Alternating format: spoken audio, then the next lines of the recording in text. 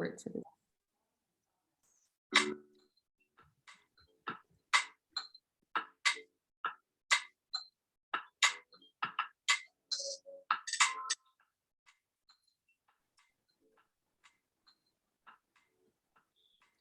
Hey everybody, welcome to the Soulful Eclectic. I am your host, Diana Collins, and I am here today with Dr. Jamila Williams, and I'm so grateful for her to come on the show today, and I appreciate it so much. So for those of you who are new to the podcast, I want to say thank you for taking the time out to listen. I totally appreciate you. And for those of you who are returning, thank you so much. Thank you, thank you, thank you. And welcome back, welcome back, welcome back. I love that you guys came back to hear what we have to talk about. And I think we have some really great stuff to talk about because I think Dr. Jamila Williams has a couple layers that she's going to share with all of us today. And I can't wait to hear them all. I know a few of them, but I think she's a woman of many tricks over there. She's hiding. So without further ado, I introduce Dr. Jamila Williams. How are you? Well, hello, Diana. I am excellent, and I'm so honored to be on your program today. And yes, I'm sure we will hit on a lot of subjects that are going to be interesting to everybody. Wonderful, wonderful. So I met you, gosh, it's almost already almost a month, right? Right. A month ago at a marketplace event. And we shared a space, a parking lot. Yes. But it was really great because we met a lot of great people that day. And I mean, it was a beautiful day. It was hot. It was the end of Black History Month. So it was really a great time to really celebrate not only what we do, but who we are as a people. So that was really interesting. And I love events like that. So it was great meeting you. And I thought that you were just, like I said, an onion, you had many layers and I enjoyed talking to you. I mean, we had very great conversation to the point where it was like, okay, I need to go here and you need to go here. Exactly. Yeah, and those are great conversations. But in that, I heard a few things that I would love to hear more about. And then you had me come on your program, which you're going to talk about too. So I would love to, touch on that. But first, before we go for that, tell us a little bit about who you are. Well, as you said, I'm Dr. Jamila Williams, and I earned my doctorate in educational leadership, specializing in curriculum and instruction. So I started out as a teacher, and I was in the classroom. I've taught anywhere from kindergarten all the way through 5th grade, and then a little bit of 6th grade in the summer school. So I love children. I love helping children. But the most important thing is seeing that light bulb go off when it's like, oh, that's what it is. And I love doing that. And so after 20 years in the classroom, I became an administrator because my thought is, well, I'm able to impact the children that I have each year, but I want to impact more. I want to do more. And so that's when I became an administrator, starting out as an assistant principal and then becoming a principal of a K-8 or pre-K-8 school. Wow. And we were a very small school, so that was a little difficult, but we did. And through that, I had the ability to work with the parents and to really get to understand what it's like when you're dealing in poverty. My schools that I worked at were always high poverty schools because that's what I wanted to do. I wanted to reach out and help those that needed help. And so my school was the highest poverty school in the district. Yay.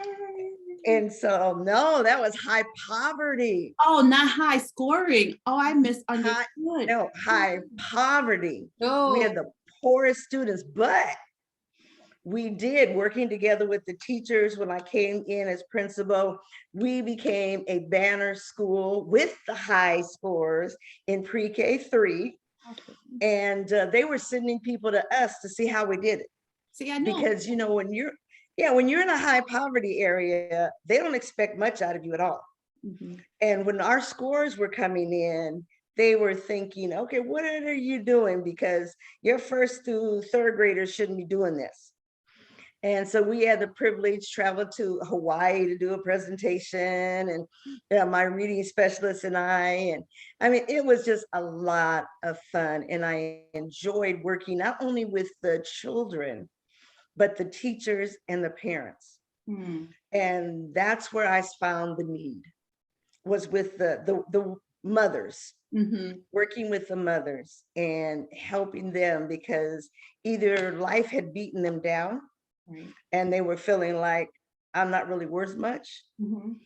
or they were in relationships that weren't as supportive of them. I'll put it that way. Right. And so I started then working on a program with the women and helping them to see the good in them and to making them feel good. And that's kind of what started me on my journey. Nice. So that's all my backstory.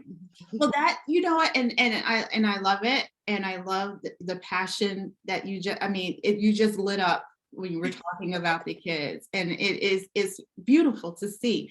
Now I remember why I was drawn to you. You remind me of my fifth grade teacher, Mrs. King, when I was a kid. Wow. She was just a beautiful soul. But that was all of the things that you do professionally, right? Who are you, like, as a person? I'm a mother. I have 3 children, a grandmother, which I enjoy. I have 5 grandchildren. And I retired early. And so I just like to enjoy life and to be around people that like to enjoy life and just support them. And so I'm just that person that likes to have fun and travel. I travel. And we're gonna talk And, about that. yes, that's me. I just like to have fun and enjoy life because, tomorrow is not promised. Mhm. And I learned from when my mother passed, and I'll get into that a little bit later, but you better take each day and enjoy it. Mhm. Enjoy your family, enjoy your friends, and be at peace with yourself, because you never know when something is going to happen in your life that's going to change everything. Mhm. And so that's my philosophy. I just take each day and enjoy it to the fullest and try to be the best person that I can and to help others along the way. See, that's beautiful. And you transition that, and or combined it with your passion for education and educating the children. And Yes. how receptive were the parents? Because I know that's a hard one during that time. You're not really Right. critiquing them, telling them they're a bad parent, because no one's really a bad parent. Right. They just don't know what they don't know. So how did you come across that? Because I'm sure there was some disgruntledness there, or some discourse there on some level. So how did you combat that? Well, there was.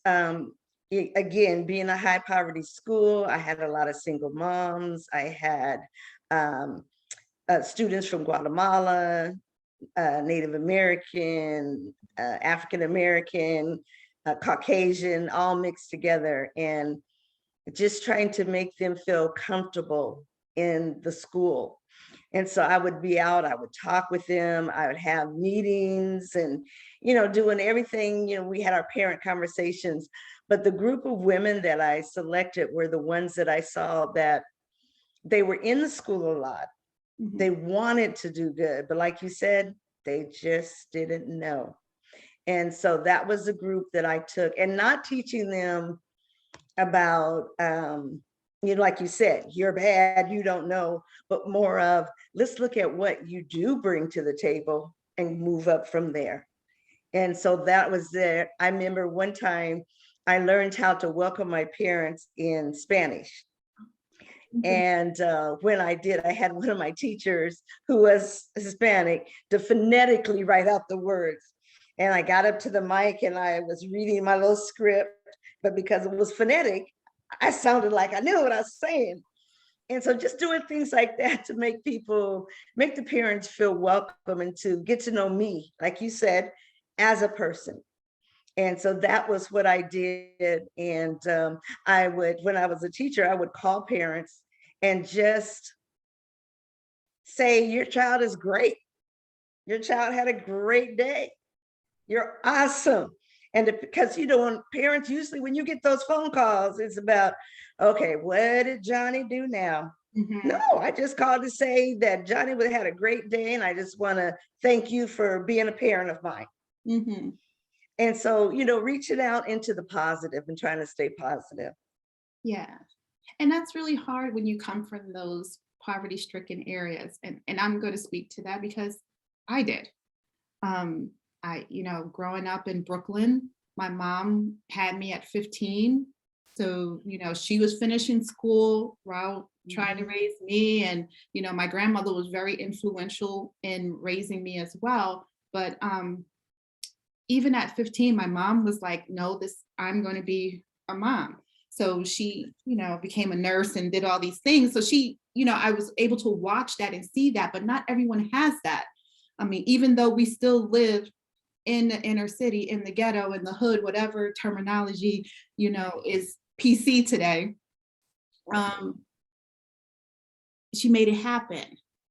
And I'm always grateful for that. I mean, it was never rosy, right? You had your bad days, but at the end of the day, she showed us that there was better, that because you lived in this inner city in the ghetto doesn't mean you have to be of the ghetto. And that's one of the biggest takeaways. And I think you were that light for those students to see that even though I do live here, other things are possible. And I think that's wonderful. And I wish more kids had that, because in that poverty stricken, they're left to their own vices. And then when something troubling happens, then it's like, oh, well, you're from there. No. Right. No. Yes. So when you stepped down, when you retired, when you started living that glorious life, right? How did you begin that transition? Because it's not easy. Just thinking about you and knowing you in this short time and having this conversation, I know it wasn't easy. How did you come to that conclusion, that decision? Well, at first it was fun. Oh my goodness, not to have to get up when I wanted to get up, go do what I wanted to do when I wanted to do it. I loved it. And when I retired, my mother and I moved here to Arizona from Portland, Oregon. And so we were loving it. We were doing things and going around and everything. But then, because I'm such a people person, I was like, I have nothing. I have my mom and we had a great time, but I wanted more. And so a friend of mine that I was walking with was talking about a business she was in. And my question to her was, are the people nice? Right. And she was like, yeah, they're nice. And so then my next question was, do you have fun? And she's, oh yeah, we have parties all the time and we do this. I was like, sign me up. And I did. I signed. I didn't care what the business was. People have fun. People that are nice, have fun. Sign me up, and I can have some travel benefits. Oh, that's it. That was a done deal. And so when I first started, that's all I did. I showed up at every meeting, every event. My mom came with me, and we had fun. I got to know people. We partied. I didn't even think about it being a business. Right. It was a party. That's all I cared about. And I had so much fun until I had to really actually think about it was a business. But once I realized that, yes, it's a business, but I can still teach. I can still train. And because I like teaching and training, I was still good to go. Sign me up again. I'm ready. So that's kind of that transition there was easy. It was difficult though, figuring out my mom, Mhm. my have fun, and the business. Now we went to the business together and had fun. My mom and I did fun things, but it just, you have to learn how to manage that. Mhm. So how was that piece? Because you say you live with your mom, and it sounds like she passed, right? Um, so you're dealing with a different type of balance that traditionally or non-traditional. I would say non-traditional, maybe. I don't know. To me, everything is it's what it is. It's life. We're all different. We all different, dealing with different family dynamics and things like that, and we're all juggling different things.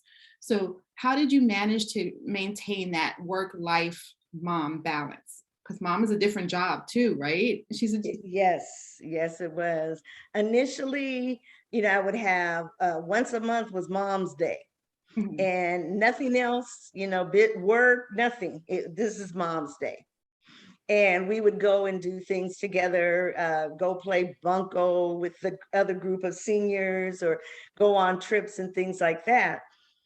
And then life, business, I got more into the travel. And so then it was just some adjustments, but just continually to remember that I loved my mom. I loved my mom. And when she couldn't go with me, I still would have her know that she was there in my heart. mhm. And so, but that is really a difficult situation. I see commercials now talking about when you're taking care of your parent and different things that you could do, like the phones and things like that. And I'm like, where were they when I needed them? Right. I didn't think about that maybe. But I would just say to anybody that's taking care of your parents, make them the center. Make sure you make time for them. Make sure that they know and they feel that they're loved, because once they're gone, all those shoulda, coulda, wouldas, you can't do. I should have took her here, or I would. Yeah. It's over, and you have to live with that. And that can be trying, it can be depressing. You got all those thoughts. So don't do that. Enjoy your parents, honor your parents, take care of your parents, have fun with your parents. Mhm. So Yeah. You know what? And you say that, and I am very guilty of that because fortunately, my mom had me early, so we're not that far in age. I mean, we're about 15 right, years different. So for me, it's really hard to see that in peace. But as you said in the beginning, we only have one life, and are not promised tomorrow, right? exactly. So that's something that I have to remember personally too. That yeah, she's good today, but we don't Mhm, know what happens tomorrow. right. So I share that with everyone also, that we can't take that for granted, because we do, especially now during this pandemic where Right, we really don't know, right? And exactly. and that's with vaccine, without vaccine, however you want to spin it. I'm not going to Right, sit here and get on that soapbox, but right. um, regardless, you still are unsure. We're still on uncharted waters here. Well, you look at the 14-year-old young man. He Yes. was he was 14. Nobody would expect him not to be here. No. So that's why I say, enjoy your family, Mhm. because you never know. No. And don't have any regrets. Don't live with because you'll have to live with those regrets. So do it now. Absolutely. Absolutely. Now, with that, you're doing that juggle. You're making mom the center, and you're doing the travel business and teaching, and how did you take care of you and your mental? I know traveling was your thing, and Yes. that was an outlet for you. But what else, because again, we're dealing with a lot of mental health, especially now during the pandemic. And I don't want to Right. say that it's more prevalent. I think it's just being seen more than what it Right. was at. I don't think the prevalence ever changed. It's just now people are paying attention and just a tad bit more. Um, so how are you? How were you? And how are you taking care of your mental health during, all of this, even before the pandemic, taking care of mom during the pandemic? How? What did you do? Well, see, that was the issue. I was taking care of mom, enjoying the business. That was it. Mhm. And so to me, I was living my best life. I was flying here and there. I was in front of this person, that person. I had it all, right? Mhm. And I had my mom too. But what happened is, at the more I got involved in the business, the less time I had to spend with mom. Mm. And I wasn't taking care of me at all, because I thought I was doing those two things. Mhm. And I just kind of lost myself. I Mhm. lost me. I became the business. Mhm. I even lost contact with mom, even though she's living with me. But I was just so involved in having fun, traveling, in the business, doing this and that and the other, Mhm. that I forgot to take care of me physically, mentally, and I was not taking care of mom as much as I should have been. Mhm. And so when my mother passed, it was devastating. Mhm. I'm an only child. My mom was young, not as young as yours, but my mom was 18. Mhm. Um, I didn't have a grandmother. And so when my mom passed, the business meant nothing to me, Mhm. because my mom and I initially were working together to help me to become a director. I mean, that was the goal. Mhm. And so she was patient at first with me running around, because she was supporting that goal. But when she passed, I had no goals. Mhm. In my mind, my life was over. Right. I even prayed, Lord, take me. Right. I went through my children. All my children were married or are married, Mhm. and they have their own families. So they're good. Mhm. I'm single, no husband, no boyfriend. So just go ahead and take me. No, everybody's okay. And the Lord didn't, because Mhm. I'm still here. Right. But that's when I went through all those shoulda, coulda, wouldas, Mm. because I had put work, well, it wasn't really called work because I'm retired, but I put business Mhm. before my mom. And when I didn't have a desire to do the business anymore, because that was what my mom and I did together, Mhm. then there was nothing. No business, Mm. no mom, no life, Mm. nothing. And the Lord and I had many talks. Mhm. They weren't good ones, because I was angry. Right. I was angry because during the time, my mom's sister had a stroke in January. Mhm. So in July, we got the report that she's probably going to be passing. So my mom and I went up there basically to say goodbye Right. to my aunt. Mhm.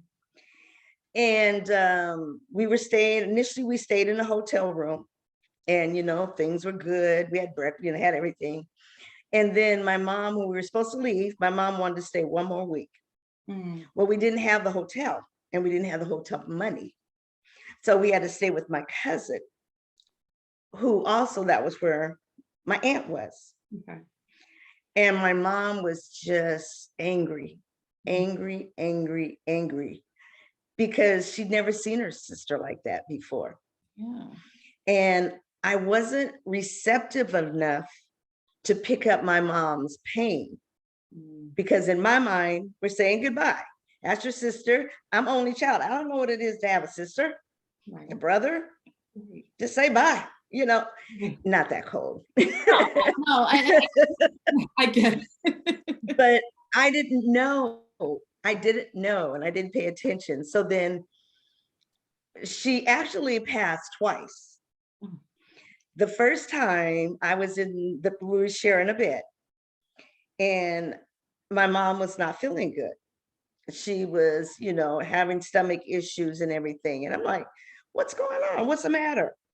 And we thought it was a salad that she ate that was, had gone bad or something. Mhm. So I, gave her some 7-Up, and it was just, we didn't know. Right. And usually, I mean, I was taking some meds to help me sleep, Mhm. but usually I can wake up.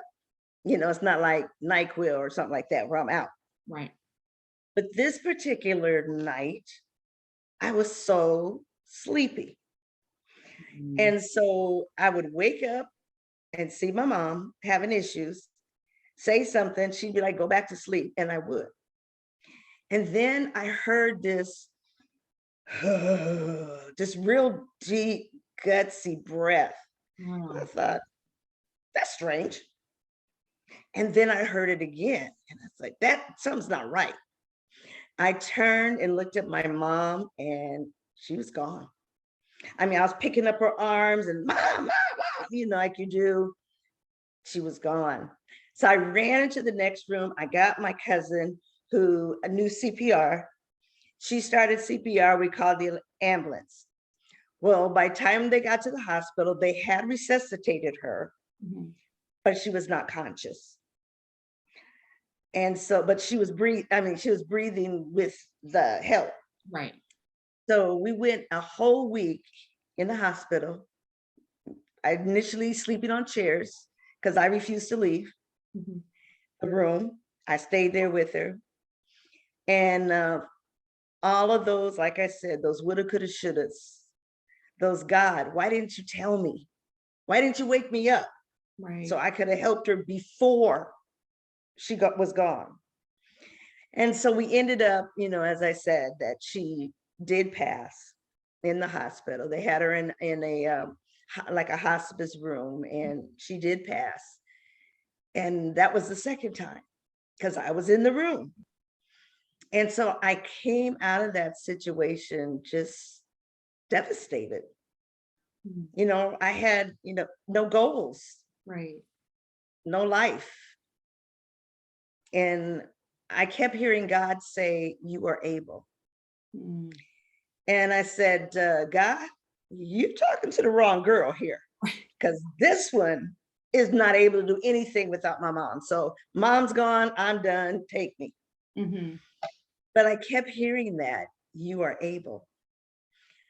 And so I started looking up able words, capable.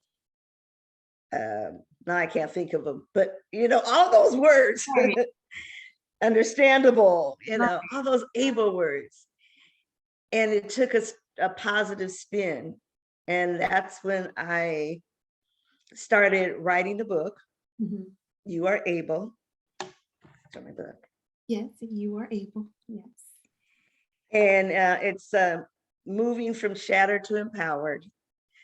That's when the Lord gave me the able to stand for awesome, bold, legendary, empowered. Wow. And so my goal with the You Are Able Academy is to help women that, like me, felt life was over. Mm. The world is done. Take me away.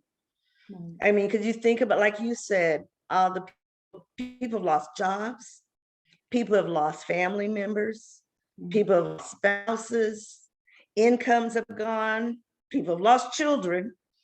And so there's a lot of hurting people in the world. And so if I can just touch a few, Mhm. and help them to move forward and feel better about themselves, about their lives, and find a path, see there's a path to move forward. That's my goal. And that's a beautiful goal. I think that's a goal that we both share. I mean, that's why I started the podcast. As I said, there's a need for people that look like us, right? Right. To deliver the message that we can and that we are able. Yes. 'Cause we hear it from non-people of color, and it's like, yeah, okay, but you walk a different path than I do. You have Mhm. different, you may have your own hurdles that you have to get over, but they're nothing compared to mine, Right. right? So with that, we don't go seek a assessment, but we don't go seek help from another professional because we were taught to deal with it on our own, right? Right. Handle it the best way you know how. Right. And you just keep moving. You just keep moving. You pick it up and you just keep moving. So Pick have up your bootstraps and keep right. going. You pick up your bootstraps and you keep going. And not to say that's a bad thing, right? Because just that philosophy alone got me where I am today because I had to keep moving, right? Yeah. So sharing that, did you, when writing You Are Able, did you have counseling? Did you go see someone? Because you're dealing with a lot of things while you're writing this book, right? You're dealing with loss, Yes. that those 5 stages of grief, like you say, you were angry. So now this is your healing, but did you speak to someone, or was this just a journey you started on your own? No, I did go to counseling. I went to grief counseling. I went to a personal counselor because I was filled with guilt. Mhm. It was all my fault. I was there. I should have seen the signs. Back to the coulda, woulda, shouldas. Why didn't I take her to the Grand Canyon? Right. Why didn't I do this or that and the other? And so it was just all in my head. I started writing the book and then I stopped because the emotions, because it was like I poured my feelings and emotions out in the book. Mhm.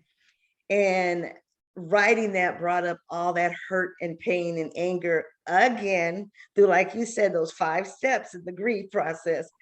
I had to start over again. So finally, I got to the point and I just wrote the book Mhm. because I knew that was a way that I could honor my mom. You know, thinking if I wanted to make up for those woulda, coulda, shouldas, what could I do?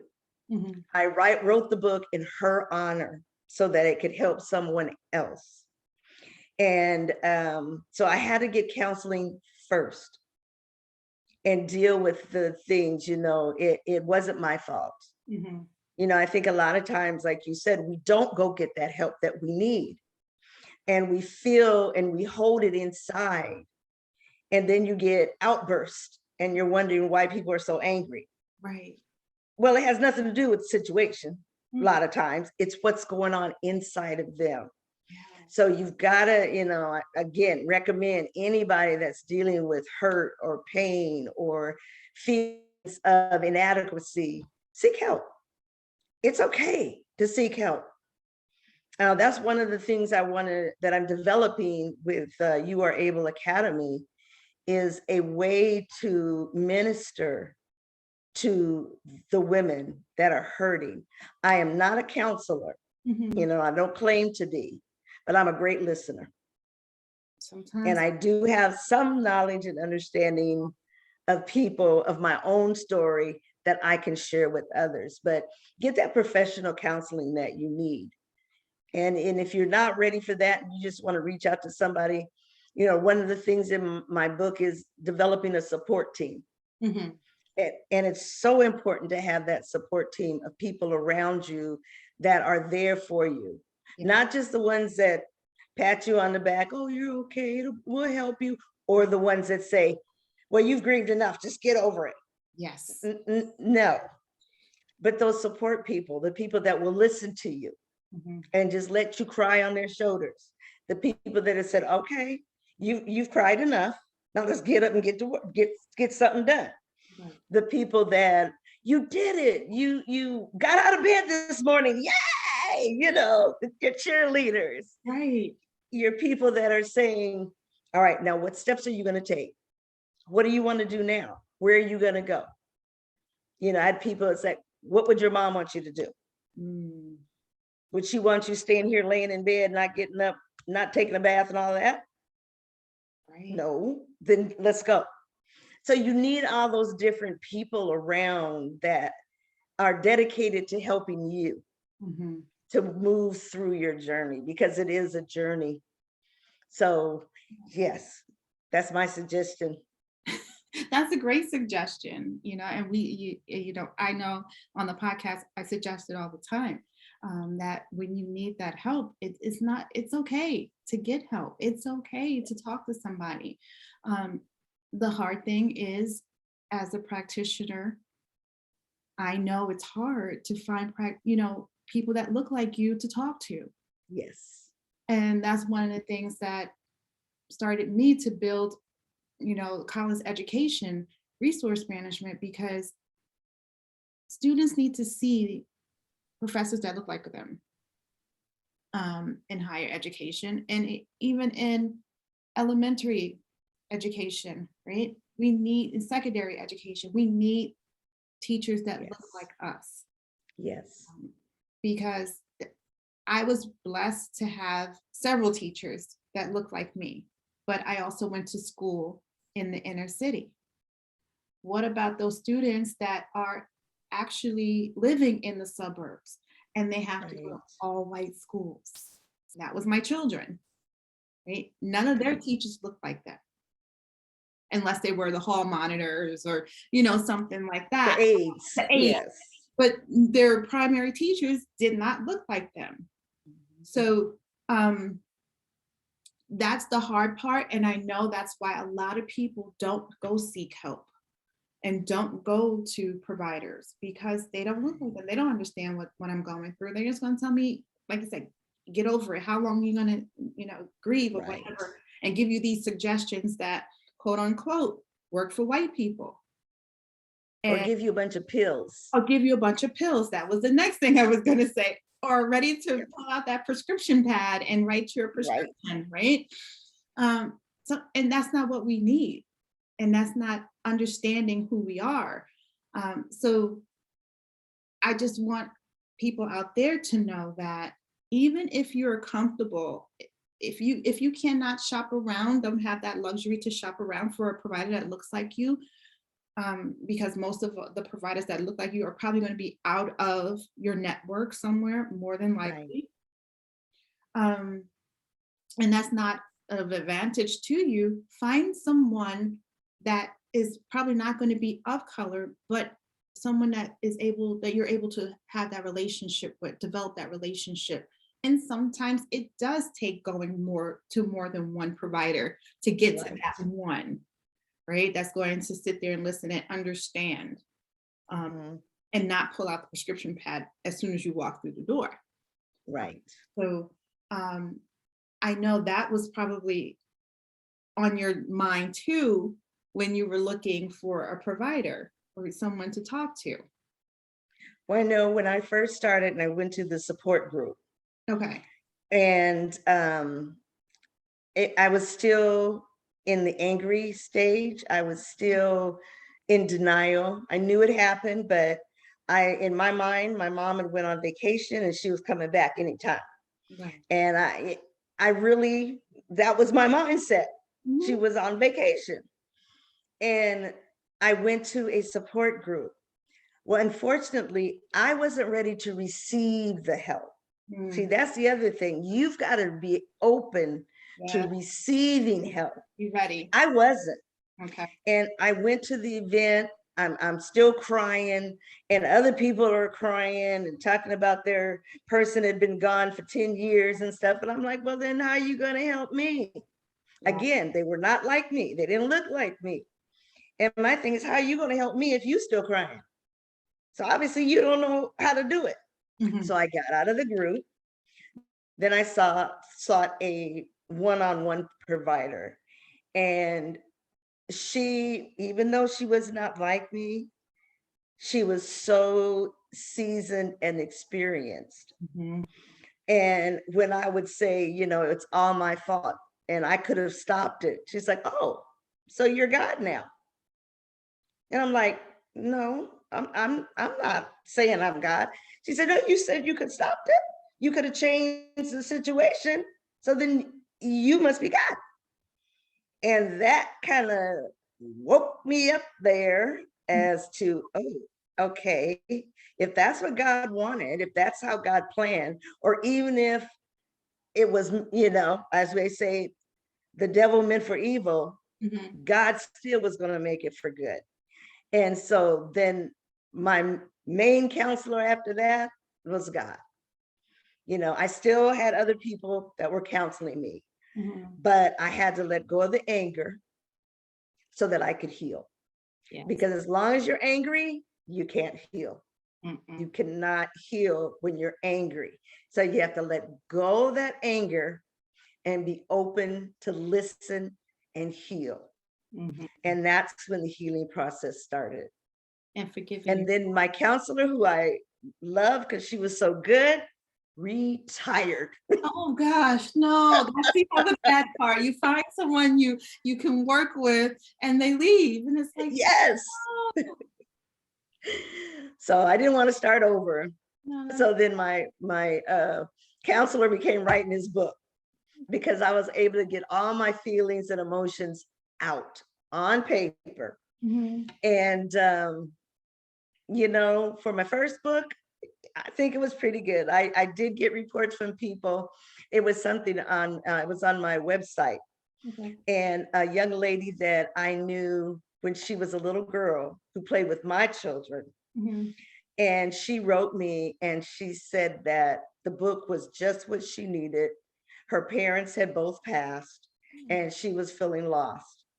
And when she read my book, it gave her the ability to get herself back together and to move forward in life.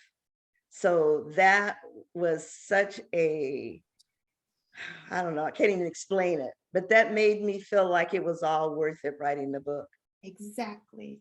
That's exactly what I was gonna say. You touched one person and that's what it was all meant for. I mean, Yes, you definitely will touch more, but just in that young lady knowing you, and yes, just it's wow, it's awesome. yes, It's an amazing feeling that I don't know what else to say about it. It's an amazing feeling, and no one can know what that feels like unless you are truly an empathetic person who cares about human beings. So right. I love that journey, and I am going to buy your ebook because I'm always looking for not just new reading material, but uplifting, building reading material because it's a journey, like you said. You're always Right. going to be working on you. Yep. Anyone can say I'm done, I'm great, I'm perfect. I haven't met that person yet. No, me either. And honestly, I think I may be scared to meet that person if they say they're perfect. Right, because Jesus, are you here? Right? It's my time because that's Right. perfection I know. Or Exactly. perfection, right? So I'm definitely going to pick up your book for Thank sure. you. Thank Um, you. but traveling now that you've got all these healing pieces, tell me about the travel piece because I know people in the Black and Brown community don't travel very much. I mean, I think it's more than what it was 10 years ago, definitely, but Right. um, not as much. Like I didn't travel until I think the place I went when I first was able to travel outside of military. Hmm. I took the kids to Florida. Right. Right? I'm like, Exactly, yes. let's go to Florida, Disney World. right? And then it's like, there's so much more. I mean, we traveled from like my mom's ex-husband, his state. He was from St. Louis, so we drove to St. Louis, but nothing as far as overseas, right? I met Right. students that I went to school with that were from Ecuador, Honduras, Dominican Republic, but that was Mhm. closest to me traveling as anyone's going to get. I lived in Brooklyn. It was a huge melting pot, so I was able to mix and mingle with different cultures. Unfortunately, not a lot of the Caucasian or the white culture, excuse me, of the white culture because of where I lived. We didn't have Right. any white students at all in the area. But how did you start that journey? What was your first trip overseas? How about that? Wow. Well, first of all, I've always traveled, always. Back in the day when it was safe, my mom would put me on a bus up close by the driver, and I was about 12, and I would travel. So, I mean, I've just always been a traveler with my children. Every 3 months, we were on vacation. Nice. Because I was a teacher, I was able, there was a break every 3 months, and we would go do something fun. Summertime, we would do something fun. So I've always enjoyed travel, but I had never went overseas. Mm. I took my kids to all of the natural wonders in the United States, but never overseas. I think my first trip, gosh, let me think, um, was a cruise. Mm. And I cruised to Jamaica, I think it was my first one, or the Bahamas. Maybe it was the Bahamas. Yeah, Bahamas. And I so enjoyed it. I'm like, this is how you live. Okay. On the cruise ship, all the food you can eat. Now, this was definitely pre-COVID, Right. and you're dancing, you're having fun. Remember, I'm the party girl. So, I enjoyed it. And then it was like, when's the next cruise? Another cruise, another cruise. But I never did a land stay. Mm. So then a friend of mine was doing a Jamaica girls trip. Sign me up. And I was my first land trip. Oh my goodness, I had so much fun. And I've been to, I've been to Puerto Rico.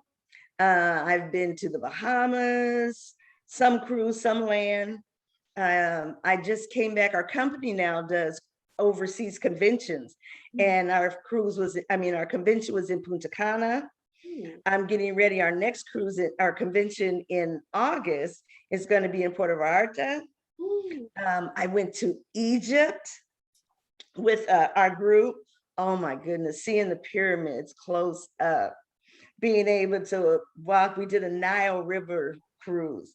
So, where Moses was in the basket and people were fishing and stuff. And I mean, I have had so many great experiences. I was able to take my granddaughter to, where did we go? It was it wasn't Punta Cana, it was in Mexico. I can't remember exactly where. As a travel agent, I was able to go to Cancun and stay at 3 different resorts. It was with the Sandos, not Sandos, but Sando. I Mhm. stayed at 3 of their resorts in Cancun, and they took such good care of me. They made sure I was safe. I got to my next place. The one thing I did learn, and a suggestion, if you're going to another country, learn some basic statements in Mhm. their language. Yes. If you're going to Mexico, at least know how to say, where's the bathroom? Uh, what's the phone number? I mean, you've got to know some basic things. If Mhm. you're going to take a taxi or something, know where you're going, know how to say it in their language, Mhm. because you need that. Yeah. You go into these countries and they're speaking whatever the language is. You don't know what's going on. No. My first trip, when I went to Cancun, I went by myself, Mhm. and I went on Volaris airline. Okay. I did not know that was a Spanish airline, Spanish speaking airline. When the stewardess, well, actually, when it was time to line up, nobody spoke English. And I'm like, when do I get on the plane? I got my ticket. And, they were like, what? And so all those little things that you should know how to do, make sure you know how to say them in whatever the language is. Mhm. No, that's true because it you get lost. You get lost. And I'm so happy to hear that you traveled all over with your kids is great. I again was not able to do that, but when our oldest turned 19, well 18, actually she was 17. Oh my gosh. She graduated high school from when she was 17, but she took Italian for 4 years. Good. She speak Italian now. I tried to get her to take Spanish because she is half Puerto Rican, but she didn't want to learn Spanish. But whatever, fine.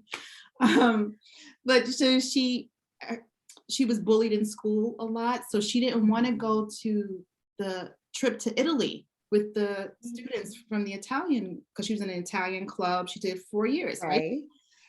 So I said, okay, but I wanted you to have an experience. I need you to go away, Right. oversee, see the world, right?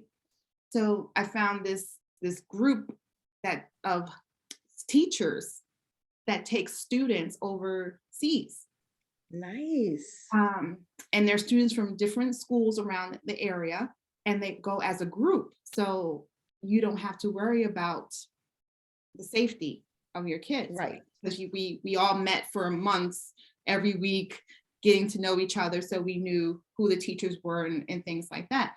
So she was Mhm. able to go to Scotland, Ireland, Wales, and she went to Northern and Southern Ireland and stayed Wow. overnight at a house, and helped at an orphanage. Oh, wow. Yes. So I know that's a memory that she will have in her mind always, forever. yes, yes. And it was amazing. And yes, I was scared, but I knew she would call me and she would send me pictures. And, she ate food from the region and learned different dialects. And, so speaking and engaging with the community is priceless. It is It priceless. is. And it has value to you, I think. It does. And opens your eyes. You look at things differently.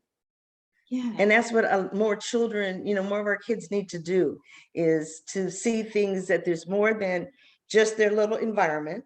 Mhm. And that could be either in a poverty situation or it could be in a wealthy situation. Right. There's still more things in your little world that you need to experience and see, because then you can more interact and relate to other people. Yes. Yes. And you're more understanding, and I think makes you culturally aware. Yes. Makes you culturally. Yes. And I think we need more of that because we get so sucked into our little circle Yes. that it's like, okay, there's more people out there. So I always say, meet people and make friends from all over the world. Right. So I have friends from Africa, different regions in Africa. I have friends from Thailand, from Philippines. You made me remember a experience. I went to South Africa. Oh yeah. And it was a teacher, a Fulbright scholarship that I received. And so the teachers were all there. And it was right after apartheid had ended. Ooh.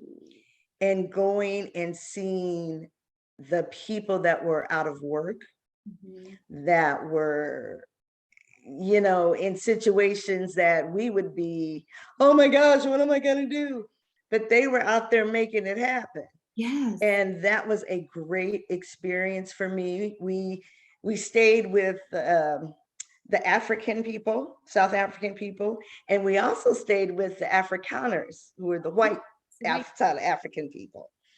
And went to the schools and just seeing those stark differences, when we would go to the Afrikaner schools and they'd have technology and classrooms, tables and everything. I mean, they were still very respectful and there was no issues that we had. Mhm. But then we would go to the African homes, and the first thing they'd ask you is, you want something to eat? Yes. It's like, no. But that's just the custom is you offer some food and some water. You Yes. do that with everybody. But just seeing the little that they had and how they made it big, and they always were open to share with others. And so seeing that difference in culture, one, it made me be proud to be, say, African American, because I've been to Africa, I saw the people, I even got a couple of marriage proposals, Oh. but didn't take them. Uh, but I mean, it broadens your vision of, like you said, cultures and people and the world in general, that it's not just us, it's just not the United States. There's a lot more out there, a lot more countries, cities, people, and we should be open to go and visit them. And that's what travel enables you to do. Mhm. And that's why I love being in the travel industry and helping people to learn how to enter into it and not only enjoy it, but to make money in it as well. So tell us a little bit about that. Well, being a travel agent, Yeah. people think, oh, they don't use travel agents anymore because they just go online. No. I read an article yesterday about how if you're going on a cruise, it's best to go through a travel agent. Mhm. Because as travel agents, they know the time of year that you should go, whether you don't want to go when it's hurricane season or typhoon season, those little things that they've researched, the travel agents research, they know. Mhm. And which the rules on this cruise, maybe this cruise says you can take your mask off here and there. Other one may say, oh no, mask everywhere. I mean, all that information. So it's better to use a travel agent. So it's a high need right now for people to become travel agents, because more and more people now are saying, okay, got my mask off, I guess it's safe, I'm going to go travel because I've been in the house for 2 years. And so, what I do is I help them learn how to become travel agents and how to become successful and build their travel business. Mhm. But also, there's an opportunity, if you want to help other people, that you can make money through another way, through direct sales. Just like a lot of the other direct sales companies, travel has a direct sales component as well. Nice. So there's many ways. I think our company says we have over 32 ways to make money. Mhm. And so anybody interested, we're healing nations with vacations. So join the movement, give me a call, or go to my website. That's what I'm here for. That's right. Healing nations with vacations. I love that. I mean, I really do. And I'm looking forward to my next trip. Like I said, we're taking a cruise. Where are First, you going? um, it's a 4-day cruise, Nassau, Bahamas. Nice, Yeah, right. nice. Nassau for 4 days. Um, and it's a nice ease back into it. Yes. We've been closed out for a while. Um, I have not gone anywhere since the pandemic. My husband, on the Right. other hand, has been out and about. He's already been to the Bahamas last summer diving. Wow. Hmm. He's a certified scuba diver. And he was Great. in kayaking in the Hudson. Really? He kayaked. Wow. Yeah. That water in me. Yeah. Cruise, yes, but a kayak, no, that's too close to the water. I was there. So you're talking about a praying woman that whole time? Yes. It was October. Oh, wow. Lord, just bring my husband back home in one piece, please. And he came back safe. He came back safely. Um, Yes. so yeah, so he's been traveling. So it'll be nice to get back in there. But like you pointed out, I need to find out what the regulations are for the Right. Bahamas while I'm on the cruise ship. I mean, Yes.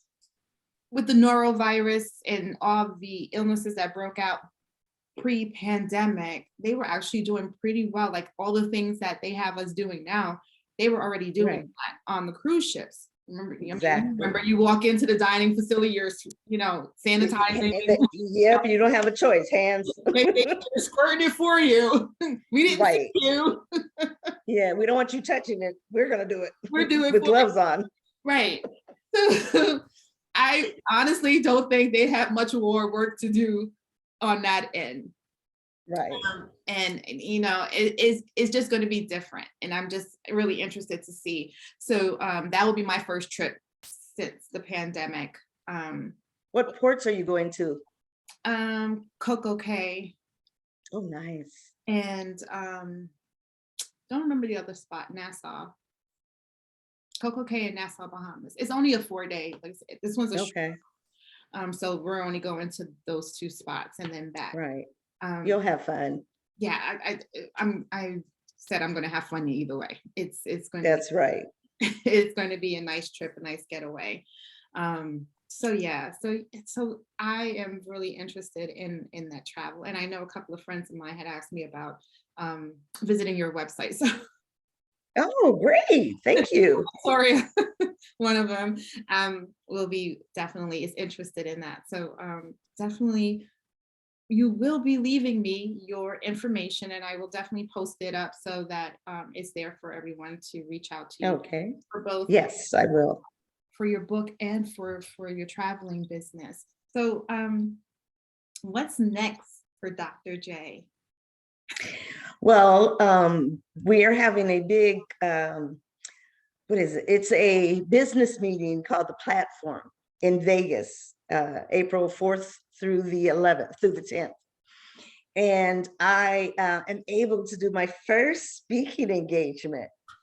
I know, I am so excited. It's one of those, you want people there, and the room holds 30. Now, I don't know how many will be there, but it doesn't matter. I'm going to do it.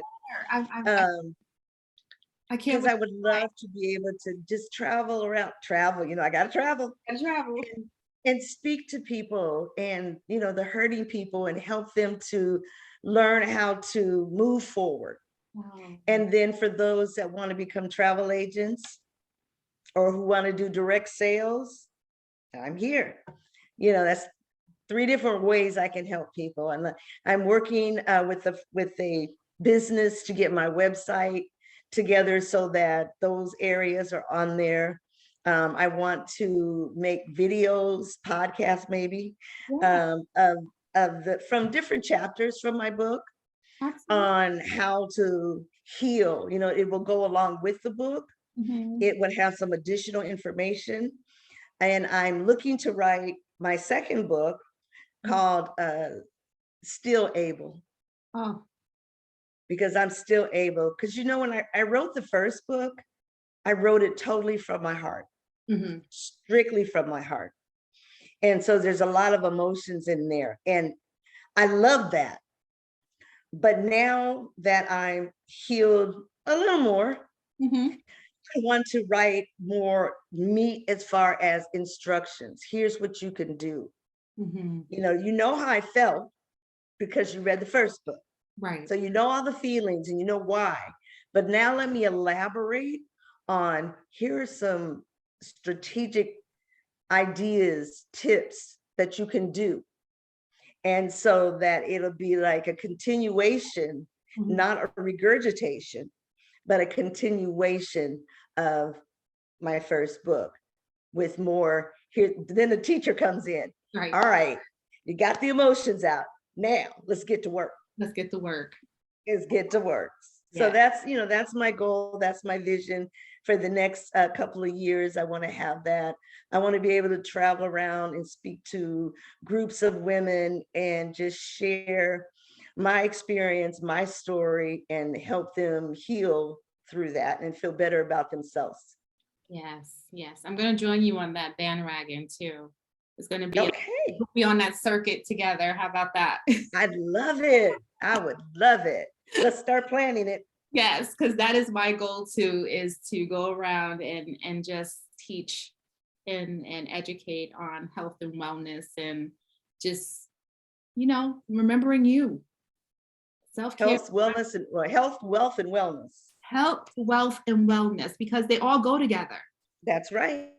Really, really So do. you've got the health and the wellness. I got the wealth. We're ready to go. You're ready to go. Say somebody sponsor us or hire us. Hire us. We got this. Curriculum Yes. already written. Just call us and we'll show up and lives will be changed. That's right. My grandmother used to say, you show up and you show out. There you go. No, and I love it. And I love it. And yes, and I'm not kidding either. I'm on it. Like if you need Okay. a speaker, I got it. I got it. I'm already prepared. All right. Well, let's go. And I did want to say that if you or others are able to come on Thursday, April 7th, to Vegas at the Rio, as a guest of mine, you can come and spend that one day free. Oh, nice. On the 7th? On the 7th, April 7th, because that's the day I'll be speaking too. Oh, And we're having a expo, a business expo. So you'll be able to shop and buy clothes and purses and whatever you want to buy. It'll be available there, jewelry, and there'll be more speakers than just me. There's others, but there'll be speakers that you can hear. And then, after you spend that day, then if you decide that I want to do Friday and Saturday too, there's ways that you can buy your ticket to come on Friday and Saturday as well. nice. And Sunday, okay, Diana, No. on Sunday, and I know you've heard of this, lady, we always have a gospel fest because we got to give honor to God. On Sunday, our guest vocalist is Helen Baylor. Oh, wow. Helen Baylor, and that is free for people to come to. Again, you have to be a guest of somebody, so you can come as my guest. But Helen Baylor, she sings that our God is an awesome God. Oh my goodness. I used to sing that at our church. Love that song. Yeah. So yeah. everybody come out. Oh man, and I'm jealous that I can't make it. I worked really hard, but I'm putting my hat in for next year. Okay. As a speaker and a vendor. Okay. We're going to start the sign up link this year for next year. So I will make sure you have that information. Okay, I'm on it. All right. You guys heard it here. You come see us wherever we're going to be. I don't know if it's Vegas next year, but yes, next year Vegas at the Flamingo. All right, so you can come down to the Flamingo next year and see us all. But this year you can catch Dr. Jamila Williams at the expo. At the Rio. Remember, if you do go, you have to mention that you're her guest. Otherwise, you won't be able to get in. Right. And we do have a sign up link. So if someone really is interested in coming on Thursday, just you can email me and I'll give you my information and my website. And you can just get in touch with me and let me know that you want to come as a guest on Thursday. I'll give you the link. You just go there, sign up. It's no charge. You just sign up as a guest of Dr. Jamila Williams. Nice. Because we make a list, you get a name tag and everything. So. And you know what? And I love expos. I love going to see the different vendors. And now that I am a vendor and can be a vendor, it makes me that much more excited to share and see. And guys, I'm telling you, that stuff that the vendors have is amazing. I always go broke from vendors. Right. Right. And you think about, like I said, from jewelry to headgear to books to clothing. Yes. I mean, you can come out of there just totally decked out and ready. Yep. Oh, we're doing a Great Gatsby on Friday night. The Great Gatsby. And there is dinner. There is a charge for that. Mm-hmm. And then on Sunday, we're having our black and white party where we're just going to let our hair down and have a good time jamming. Yeah. And there's no charge for that. So, but again, you have to come as a guest of someone. Mm-hmm. You can't just show up and say, hey, party time. You got to be a guest of someone. Right. But so we've got that full, so next year, you got to be ready. I'm gonna be ready. Okay. I got the outfit already planned in my head. I'm ready. Okay. I'm Well, ready. it won't be Great Gatsby next year though. It's So okay. I'm I'll ready. let you know. And then the black and white party. I always got a black cocktail dress. Got 2 of them on hand. All right. All right. Bring your comfy shoes because we're going to be dancing. Even got comfortable ballroom dancing shoes. There we go. Well, you're ready. I told you I'm ready. We got this. Thank you so much. I swear, I tell you, I love having guests. I mean, especially when you have great energy, it makes that conversation go great. And I just looked at the time and I'm like, oh my gosh, we've already been at it an hour. I see that. No, I just happened to just look down. It's like, oh, okay. Yes, it's been an hour. But that's the beauty of it. It's just like when you have great conversation and heartfelt conversation about life, growth. I mean, we went through who you are, to where you've been and where you're going, right? And we can still probably peel away at a few more things, right? Yes. Still got a few more questions in there, but like I said, I looked over at the time. I'm like, oh, I gotta stop. But that does not mean that we cannot pick up this conversation again later on. That's true. You can, and I am inviting you to come back. Well, thank you very much. I appreciate that. Absolutely, absolutely. Because I'm going to induct you are Auntie Jamila now. Okay. I'll accept that. Accept that. Yes, ma'am. So guys, I love people that, especially when you're on the same, wavelength. Yes. So we will definitely have you come back and and just talk again about, like I said, I have more questions, definitely. And, we have more things to uncover about health, wealth, and being our authentic selves. All right. Yes. Because just having a conversation with you, I didn't even need to ask the question, how are you presenting your authentic self when you showed up to people? Because I can see that you already do. What you see is who you are.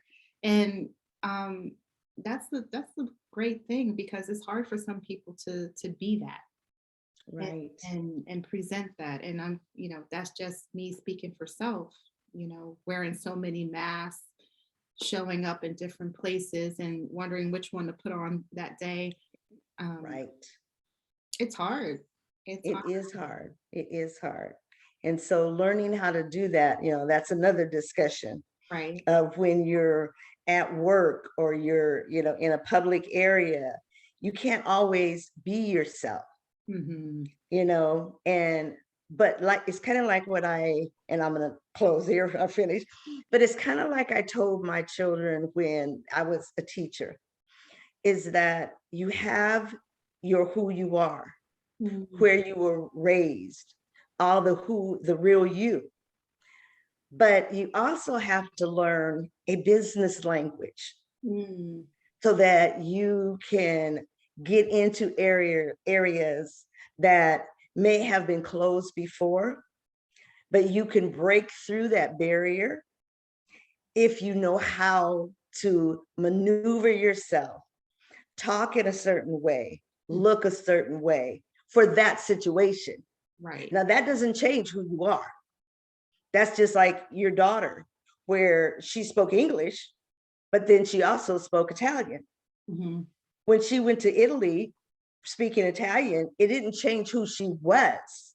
She was just able to maneuver through a different situation.